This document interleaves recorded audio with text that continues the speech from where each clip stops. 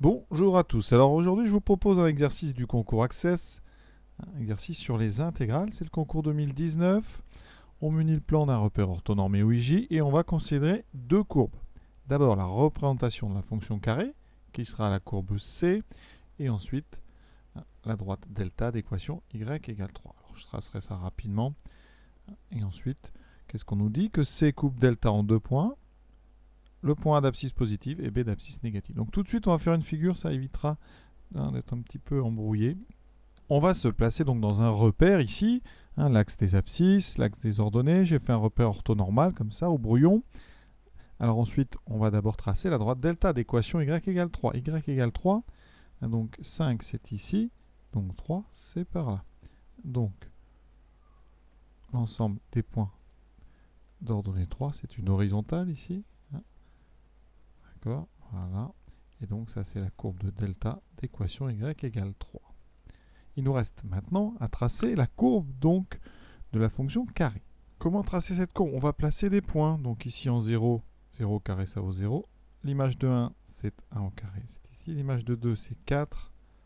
Donc on est par ici. Voilà. L'image de 3 ça sera 9. Et ainsi de suite. L'image ici de moins 1 c'est 1. L'image de 2 c'est 4. On a donc ces points. Je relis tous ces points en essayant de faire le mieux possible. Voilà.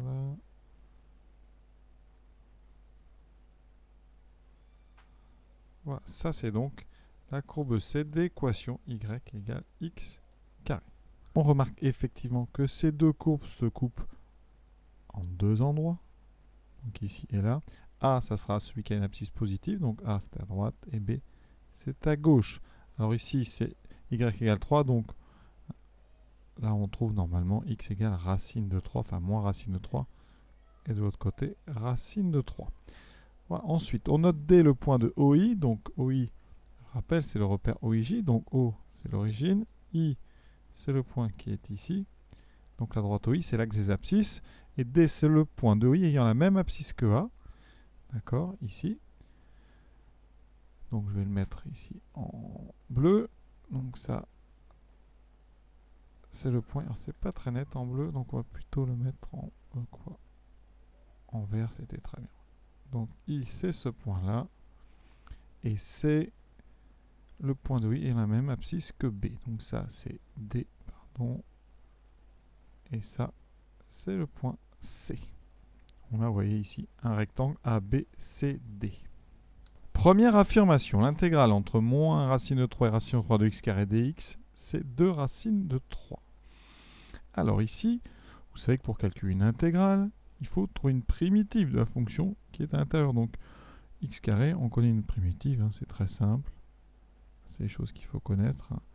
On va prendre x cube divisé par 3. Donc ici, la primitive qu'on choisit, c'est donc 1 tiers de x cube. Effectivement, quand on dérive 1 tiers de x cube, on trouve bien x2. En calculant ça, d'ailleurs sur le dessin, on est en train de calculer l'aire qui est sous la courbe x carré, entre moins racine de 3 et racine de 3. Pour illustrer ici, je vais mettre ça en orange, c'est cette zone-là, plus cette zone ici. Et cette aire, donc on remplace d'abord par racine de 3, ça fait 1 tiers de racine de 3 au cube, moins 1 tiers de moins racine de 3 au cube. Alors là, comment faire ça? On a 1 tiers, on a racine de 3 au cube. Racine de 3 au cube, c'est racine de 3 fois racine de 3 fois racine de 3. Donc ici, en regroupant deux des racines de 3 ensemble, on aura 1 tiers fois, ici 3, fois racine de 3. Moins, alors ici on a moins racine de 3 au cube, donc le moins va sortir du cube. Donc ça fera plus 1 tiers de racine de 3 fois racine de 3 fois racine de 3. Donc ça me donnait 1 tiers. Fois, on fait la même chose, on groupe deux racines de 3 ensemble, ça me donnera 3 fois racine de 3. Ici, 1 tiers fois 3, ça fait 1, il me reste racine de 3. Plus racine de 3, il me reste effectivement 2 fois racine de 3. Autre méthode qui pourrait faire gagner un petit peu de temps, par symétrie. Cette aire, eh bien, on sait que cette intégrale c'est une aire, donc ici par symétrie, c'est 2 fois l'intégrale de 0 à racine de 3 de x carré dx. Alors ça ira un petit peu plus vite parce que ça fera 2 fois la valeur donc de 1 tiers de x3 entre 0 et racine de 3. Et donc, Quand on remplace, on aura 1 tiers fois racine de 3 au cube. Et quand on remplace par 0, ça fera 0. Donc on n'a que ça à calculer. Oui, ça fait 2 tiers fois donc racine de 3 fois racine de 3 fois racine de 3. Et donc ça fera 2 tiers fois 3 racine de 3. Et donc 2 racine de 3. Ça gagne un petit peu de temps. Deuxième affirmation. Est-elle vraie, est-elle fausse? L'aire du quadrilatère ABCD est égal à 4 racines de 3. Alors ce quadrilatère ABCD, quels sont? Alors déjà c'est un rectangle, on le sait. Alors ici, le point A. Quelles sont les coordonnées du point A? Donc on sait que son ordonnée c'est 3, donc c'est racine de 3, 3. Le point B, c'est moins racine de 3, 3. Conséquence, eh bien la longueur AB, hein, c'est assez simple, c'est donc 2 fois racine de 3. Hein. On a, si vous voulez, sur un dessin, ça donne, alors ici, vous avez donc de B jusqu'à là, ici vous avez racine de 3, et par symétrie, vous avez racine de 3 de l'autre côté aussi. Le point D, lui, il est juste au-dessus de A, donc c'est le point de coordonnées racine de 3, 0. Le point C, c'est moins racine de 3, 0. Donc, eh bien, vous avez bien compris, on a un rectangle. ABCD, c'est un rectangle.